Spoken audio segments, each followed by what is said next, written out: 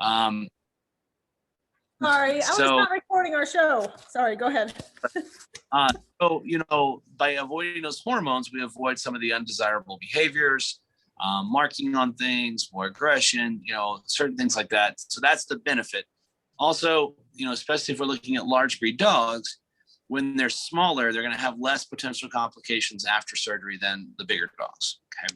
The argument against, and the argument that would be the argument for waiting longer, is going to be that there was a study done one time that showed that the dogs in the study, if they were large breed dogs, so it doesn't apply to small breed dogs, only large breed dogs. Large breed dogs, when they neutered them very early or spayed them very early, they showed more signs of arthritis when they were older. So the thought process is that it affects their bone development and formation when they're growing, and to wait a little bit will help. I'll tell you, I think that there's a lot of people that kind of took that and ran with it, and it's, you know, some people will say, oh, you have to wait until this certain amount of time to do it. I mean, they didn't really say that in the study. It was just to avoid doing them young. It was kind of pretty general. Some of the shelters will spay and neuter these dogs at like 8 to 12 weeks of age. And so my general recommendation, this is probably the short answer you're looking for. My general recommendation with females is I recommend spaying them before their first heat cycle. We basically eliminate 100% the chance of mammary cancer. And so males, I'm not as forceful on because males, we're trying to avoid testicular cancer, but when we neuter them, we take the testicles. So it doesn't really matter if they're starting to develop testicular cancer because they're not going to have testicles anymore. But for those guys, I'd say, you know, like I said, 7 months to a year, depending on personal preference. And ultimately everything's a personal preference. So, but that's the science behind it. In Nevada or in Clark County, it's by law, they're supposed to be neutered or spayed before 4 months of age. I don't really agree with that. And no one really consulted me. So, but I always tell people that is the technical law. Yeah, that's right. And the reason 4 months is just really young, and we do want them to grow a little bit before that, but there's always pros and cons. And we deal with this too. Lots of people asking as a breeder, when do they spay and neuter their puppy? And we also say the same thing. We think avoiding a heat cycle is fantastic. It's 3 weeks long. It's not easy. And so spaying right around that 6-7 months to miss that heat cycle. And then of course, males a year if you can. But of course, like you said, there's so many different variables, and you can't bring your dog to daycare if they're not fixed. And so you just have to weigh the pros and cons. But absolutely, I would never, ever buy a puppy from a breeder that spayed or neutered at 8 weeks old before they go home. I think that's incredibly detrimental. And the reason for that is why, Doc. Explain why. Not just for growth, but there's also a bladder concern for the females, right? Right. So there are some situations where there's a higher incidence of female dogs being incontinent as they get older when they're spayed really young like that. So that's another potential issue. So, I mean, there's certain hormones that we need in development, and we don't want to get, if we can avoid some of the big surges, we want to do that. But, you know, there is a normal developmental process that needs to occur. And so, like I said, I think those really young ones, it's tough on them, I think. Yeah, no, I agree. And I get the point. I get that shelters and some breeders too, that we're trying to eliminate unwanted breeding, but it's a detriment to their health. You're kind of a nail in the coffin, putting a nail in the coffin. Good grief. All right, let me read some more questions here. What is this? Here's another one. I think someone asks every show. Are you ready? Here we go. What is the best food for puppies? Raw, kibble? What is your take? Yeah, so what you're going to get is my take. If you ask, once again, you ask a bunch of people, you get different answers. So most veterinarians are going to recommend a puppy, so lifestyle or life stage diet that's appropriate. So large breed versus small breed, it does help getting the proper one.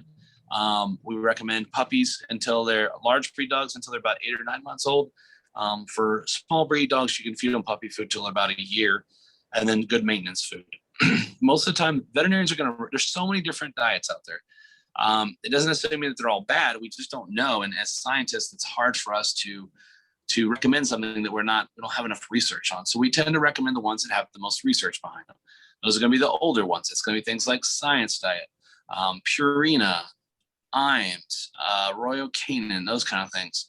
And I know that some people get this gasp when I say that of, oh my gosh, I can't believe you'd feed that. You need to feed I always tell people, just be cautious when you look at foods. There's a lot of marketing that occurs in the dog food industry.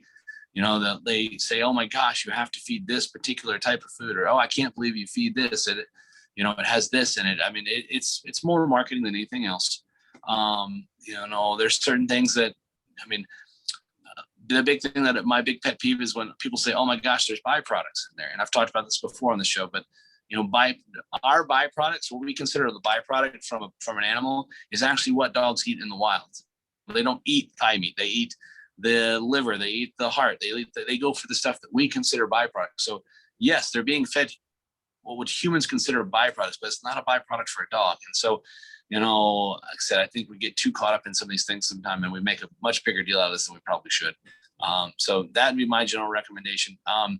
Most veterinarians, if you ask them, we're gonna be against the raw diet, but there's a reason behind that. Do I think that the raw diet can work? Yes, I have seen dogs that's worked fine in.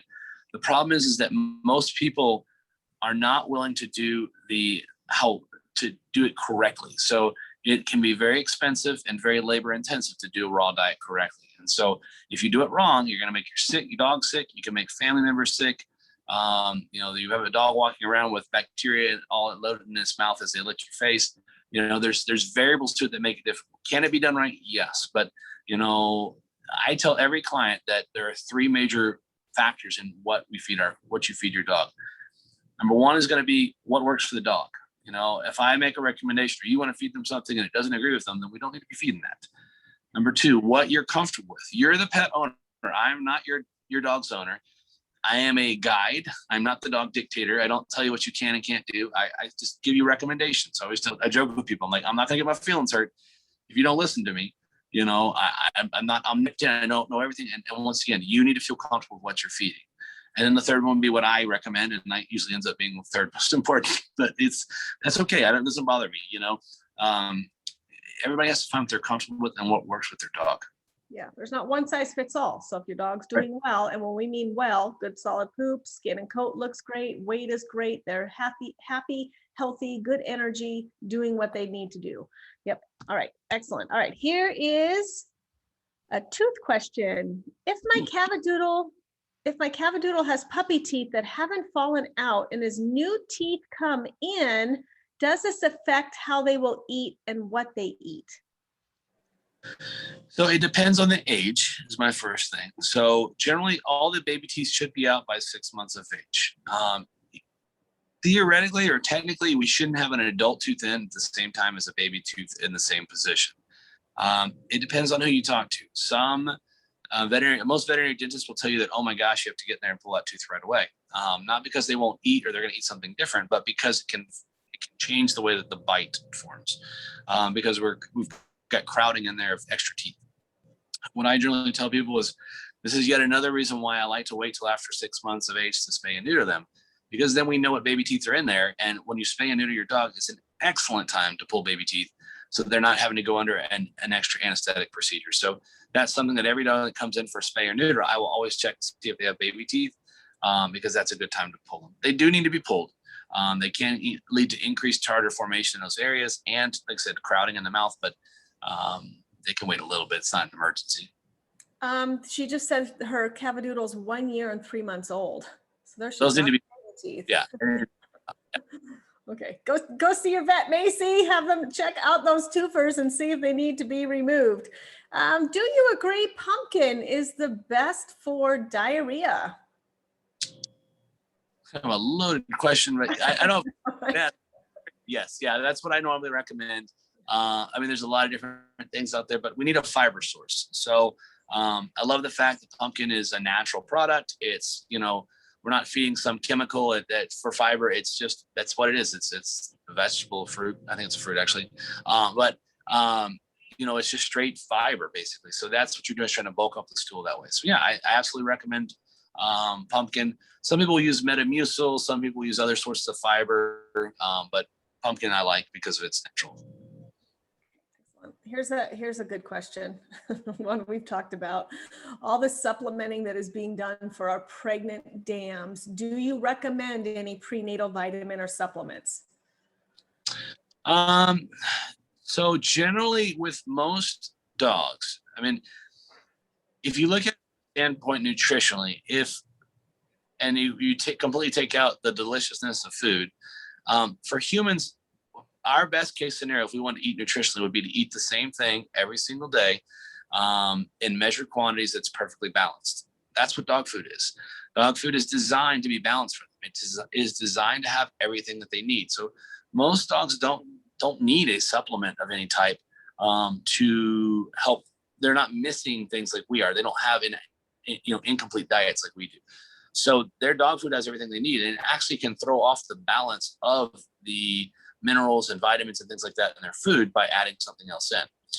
Now with pregnant dogs, cats, whatever, we don't usually look for prenatal vitamins necessarily, but we do end up tending to add more calories and fat to help with development. So usually by feeding a puppy food, which is also going to have more vitamins and minerals and stuff like that in it. And the big thing I always tell people is not to supplement calcium when they're pregnant. I was just going to talk to you about that because it's huge. And you and I've talked about this, and I've had you help me research. There is a huge amount of breeders that are told anytime there's anything wrong with their pregnant female, they're over nesting, they're growling at their puppies, anything behavioral, everybody just calcium, push calcium, feed Tums, calcium. Like, it is out of control. And we've talked extensively about this because there's no data and research that says to feed a bunch of calcium that fixes behavior issues. And I think the problem is they're pushing calcium and then it subsides, but it had nothing to do with the calcium. It has to do with the mom just settling in, right? Tell me, Please explain to all my breeders out there, your take on this critically over abuse of calcium in our post-whelp or whelping dams. Right. So the big thing I want to focus on too, though, is so while they're pregnant, giving them calcium can actually be a detriment, because what happens is that their body gets used to that level of calcium. And then once the puppies come in and nurse, they're going to steal all the calcium from milk, and they'll actually go hypocalcemic and can have some major issues associated with that. And so it can actually be a detriment to feed it or supplement it before they have a puppy. Okay. What about during delivery? During delivery, so it's situational. We don't really know without drawing some blood. Are there animals that have low calcium when they're giving birth, and can that affect birthing? Yes. Can it be helpful to give them a calcium injection when they're birthing? Yes. The receptors and the things that they need for pushing. For example, you can give them oxytocin to push stuff out, but if they don't have any calcium, it's not going to push. They need that calcium for the contractions. It is important. So, I don't have a problem with calcium during the pregnancy if they are having issues. Okay? During the delivery. Afterwards, it depends. So some of the smaller breed dogs, there's been shown some benefit to supplement with calcium, and just purely for the fact that the puppies are stealing all the calcium. But that's more of a general recommendation versus addressing any kind of medical or obvious issues. Really, the only symptoms of a low calcium are going to be things like they actually can start twitching. They can be extremely lethargic. Those would be reasons to supplement with calcium, not a behavioral issue. I've never been associated with behavioral issue. Yeah, that's a huge detriment to breeder education, because if the mom's growling at their puppy or they're over nesting or trying to bury their puppies, calcium, push calcium, Tums. Like, we have mentors telling breeders to have them eat a god-awful amount of Tums, and it's scary because there's no data. So again, just to recap, and this is what we do, and how many times have you tested one of my dogs, or we've had a calcium deficient dam? How many times, Doc? I don't think any. Not one.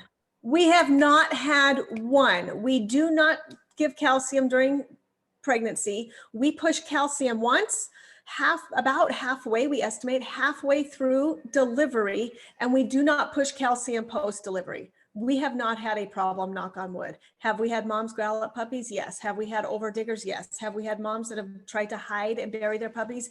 Yes. And we manage that because it's a behavior issue. So we guide and train our moms what's allowed. Please, I cannot stress enough, stop giving our dogs so much calcium. Thank you. I'm off my soapbox. All right, Carol, my dog is about 10 years old and has a loose tooth, 10 years old. Should she pull it out? Years old. So, I mean, if it's really, I don't think there's a problem with that, but I would say that was a symptom of a more underlying problem, which is that your dog needs to have his teeth cleaned, you know? So if there's one, there's probably others that are a problem. And yesterday I had a dental that I did that I think we had 17 teeth come out. They weren't pulled. They just fell out cleaned. It was really just the tartar holding them in. So, with dogs, and cats, the real issue is not I guess the issue the way to put it is that when you see the tartar on the outside, what's happening is you have to realize there's tartar underneath the gums as well. And that can loosen up the ligaments that hold the teeth in the mouth. And that's how they lose teeth. So that's one of the benefits of a dental cleaning done under anesthesia versus just scraping the teeth, is that the issue that outside is just cosmetic. The issue is underneath the gums. And once that tartar gets in there, it'll loosen up that tooth. So we want to keep all the teeth as they get older, frequent dental cleanings once a year. But if you're seeing a loose tooth, that's an indication that you've probably got some other teeth that have problems too. And I would have the teeth cleaned. That's be a bigger issue for me. Okay, awesome. So take the dog to the vet. Carol also asks, my Shih Tzu will only eat Caesar dog food. So this might be one of the problems though, if they're only eating soft food, right? You know, it's not super great for their teeth. They need to eat kibble too. I don't know. Why is that? And is it okay? Her Shih Tzu will only eat Caesar dog food. I will tell you that in 15 years of doing this, I have never found a dog that wouldn't eat what I wanted them to eat. So dogs are like children. So if I give my 6-year-old the option, he would probably eat ice cream for every single meal. And he'll tell me that he'll only eat ice cream. But if I don't give him the ice cream, guess what? He'll eat the other stuff. And so dogs are the exact same way. If they're very smart, and they will play you, and they will say, I won't eat this other stuff. I only eat this. And the problem is that we tend to blink too early. So dogs can go 3 days easily without eating. And I've done it many more times than I can count. I've had a client tell me that my dog will only eat this particular food or eat only human food. I said, okay, leave your dog with me for 3 days and I will get your dog eating. And we put the dog food in the kennel with them. If they eat it, great. If they don't, we take it up after about 15 minutes. Then later on that night, we, twice a day, we'll do that. We'll put the food down, give them a chance to eat. If they don't eat, take it away. Usually by the second day, but definitely by the third day, they're eating. And so,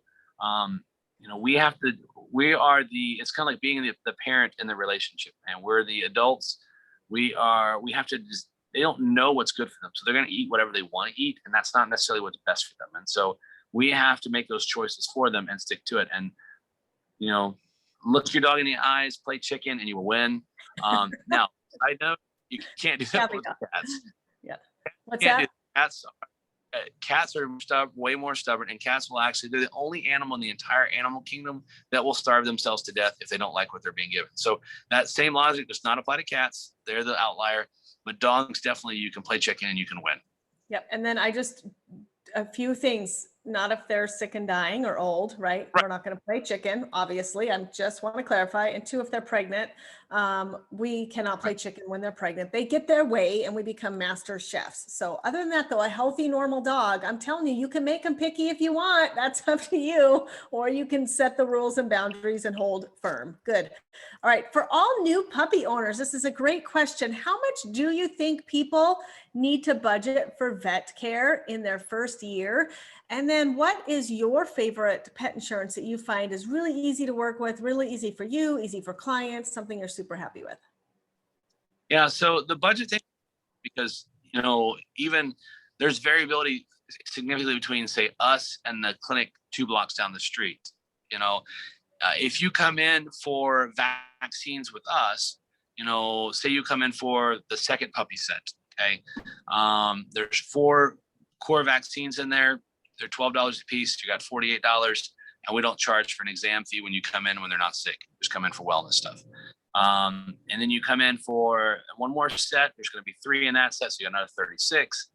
And then you figure 150 to 200 maybe for like spay or neuter, depending on size. So you're going to be less than $300 for that, plus maybe a fecal test if one hasn't been performed. But if you go to the clinic down the street from us, if you go in for their first set of vaccines, you're going to pay $60 for an exam fee, $25 for vaccines each. So you could be $150, $200 in just the first set of vaccines. And so it's so variable from clinic to clinic. And so, I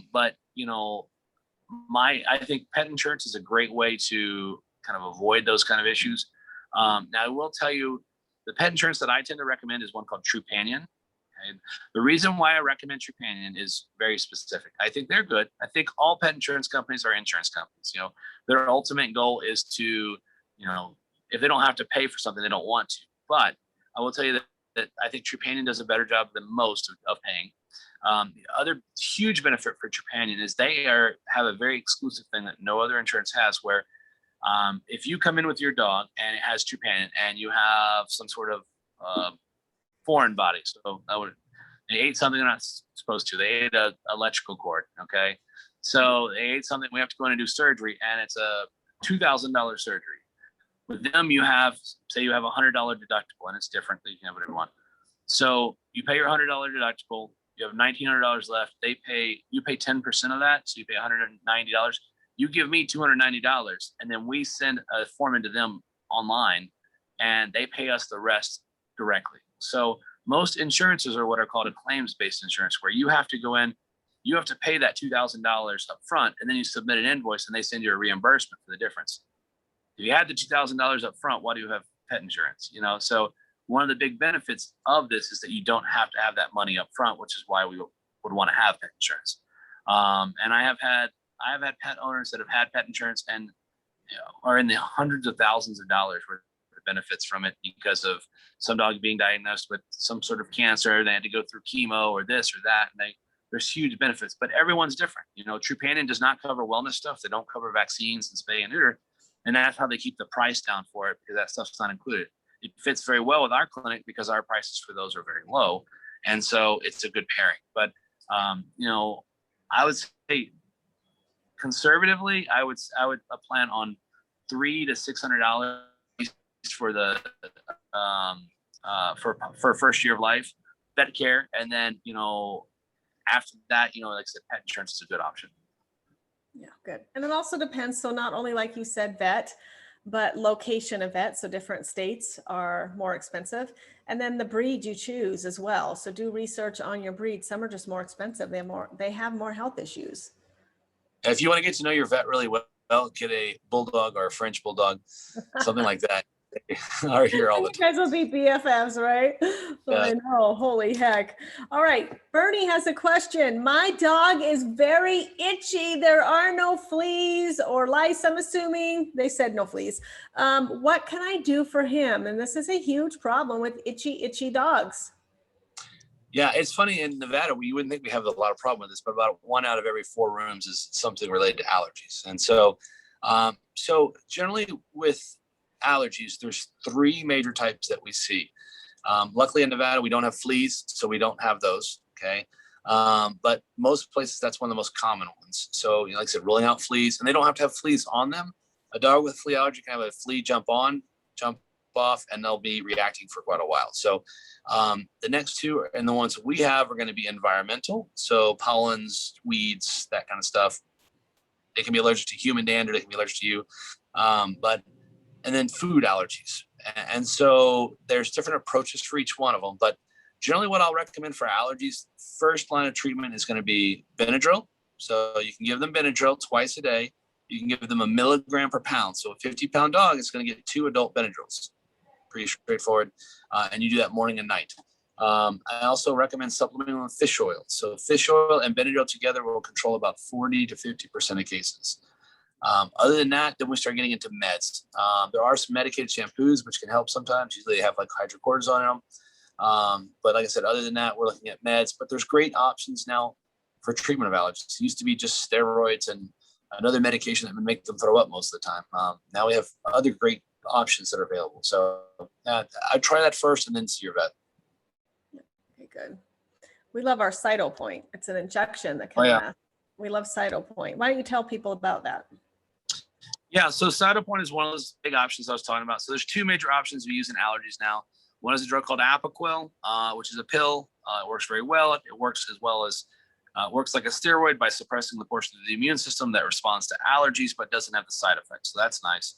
The other one is an injection called Cytopoint. So Cytopoint, it's interesting. It doesn't really affect the body's reaction to the allergy, but what it does is that it stops the perception of the itch. So they're itchy, they just don't realize it. And most of the reason why dogs have problems is because they do itch, they scratch themselves, they tear themselves up, and then they either get a skin infection or just perpetuate the problem. But if they would just not itch for a little bit, it would usually go away. And so Cytopoint lasts for about a month. I have had patients say that they find it lasts longer, but it can be given once a month very safe. It has no side effects whatsoever. No, and I can speak to that firsthand. And the other thing people don't realize is their allergens can change. And we have experienced this firsthand. We have my Hannah, my foundation female, my very first, we have ran allergy panels on her like every 3 years, just for fun, just for edification, just for data. And it changes every single time. The environmental allergies and her food allergies, every panel has been different. And so that can happen, correct? Like it can change just like it does with people. Correct. Yep. And then so the Cytopoint's been fantastic for her, and we've only been doing it about once every 3 months at last her, and then I know because she just starts itching like crazy again, and I tell you bring her up a shot and we inject her, and then it's made a world of difference for her. Truly changed her life.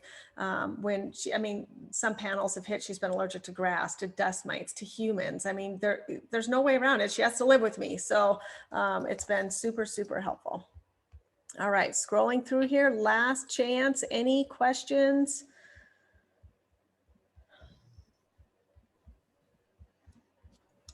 So tell us in your go home vet bag, based on the stuff we talked today, you have Benadryl in there? We have Benadryl. We have itch relief cream for certain like wounds and stuff like that. What else can we use? If your dog ate something that's not supposed to, we have, as long as it's not something pointy or caustic, you have hydrogen peroxide to make them throw up, bandage material, got honey for low blood sugar. Everybody was asking me what the little stick of stuff is. It's honey. Nice. There are, there's so much stuff in there. And there it is. Someone who has done a lot of house calls is the flashlight. You don't think about needing a flashlight, but dogs always have an issue in the dark. I don't know why, but every single time that I've been to a house call, the dog is always in the darkest room in the house.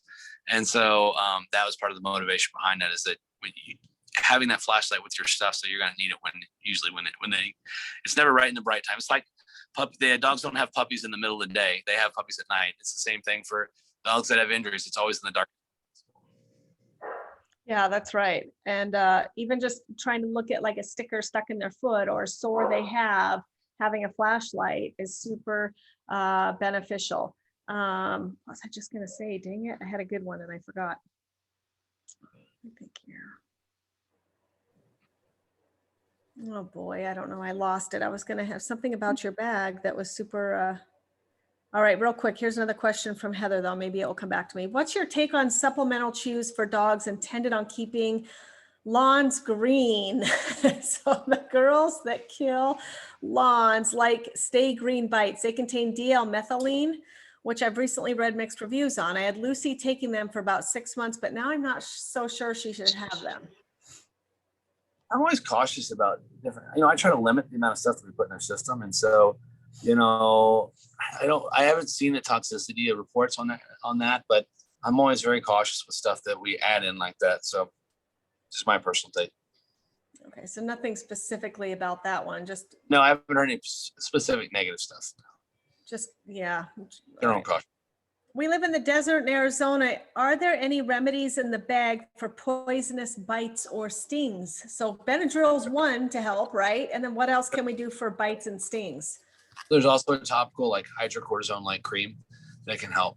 So Benadryl, there is also a cold pack in there that can help reduce things. So, you can activate the cold pack and use it on there. It'll reduce some of the swelling.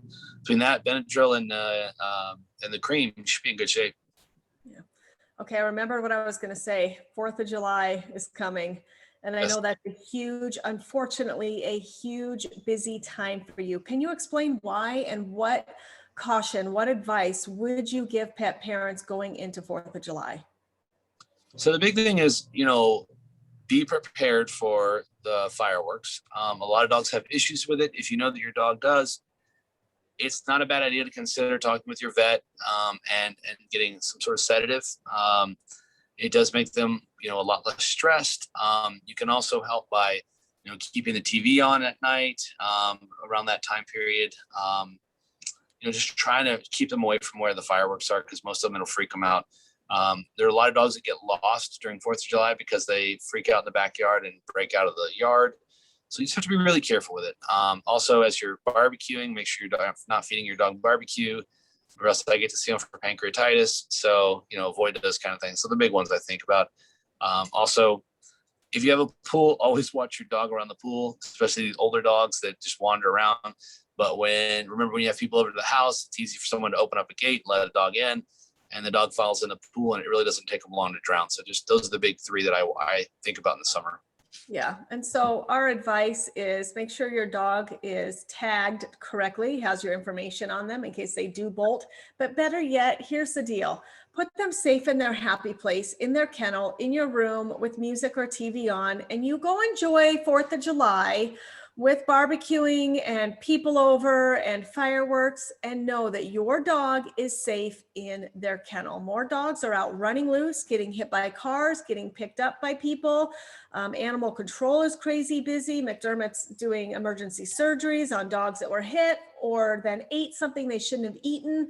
There's chocolate involved, barbecuing involved, alcohol involved. Look, just have a good time, but keep your damn dog safe, please, for you, for me, and for our puppies. And for our brand new puppies, our puppies that this is their first 4th of July, spend time now, right now, starting to desensitize to the sound of fireworks. You can use YouTube videos.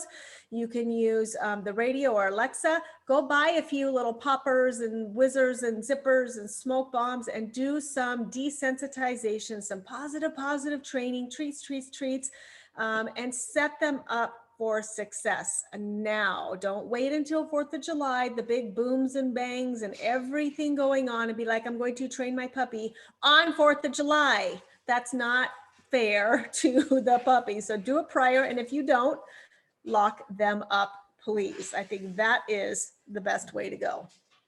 Keep them contained and safe. All right, Dr. McDermott at Durango Animal Hospital, our trusted vet for all of our doodles. Go buy the home vet bag. Someone put a link in there already, homevetbag.com. And on Amazon, Home Vet Bag. It is the best on the market. Plus you get all your videos and your how-tos and your QR codes. It's like having McDermott on speed dial. Thank you so much for being really, truly part of this mission of not only changing breeding from bad to badass, but healing hearts and changing lives to the power of our dog. We couldn't do it without you. Our dogs need to be healthy. Your care for all of our moms, our dads, all of our health testing you do for us. You do our OFA patella, OFA hip, OFA elbow, OFA heart, except on the Cavaliers, we got to see a specialist.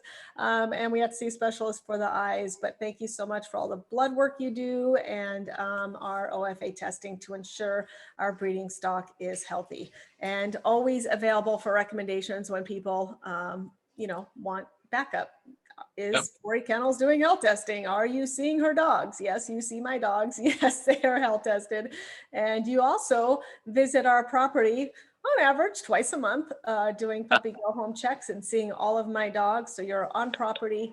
And you bring up a lot of, tell me why do you bring up so many of your vet students that do rotations? A lot of vets rotate through our clinic. We want to not only teach them about, being a veterinary medicine, showing them what, teaching them how to be vets, but I also, as you also believe very strongly that we need to teach them how to work with breeders, and that there are good breeders out there, and show them, because they get a stigma early on, and it's one of those things where there can be a great relationship there. And so I like to show them that. Yeah, thank you. I appreciate it. Mentoring so many breeders too, there's a huge disconnect. There's a lot of breeders struggling because they don't have that trusted vet, because they tried to make that connection. But rightfully so, in many cases, a lot of vets are very anti-breeder actually. And so they're not given good quality care. They don't have that relationship with the vet. They're searching, going from vet to vet to vet, and who's punished is our dogs. So thank you for helping and being part of this journey and mission. And we're hoping to do a seminar again in the fall. So I'll be scheduling you again to come and talk to our breeders. Have a great day. Bye, everybody. All right, see ya. Bye.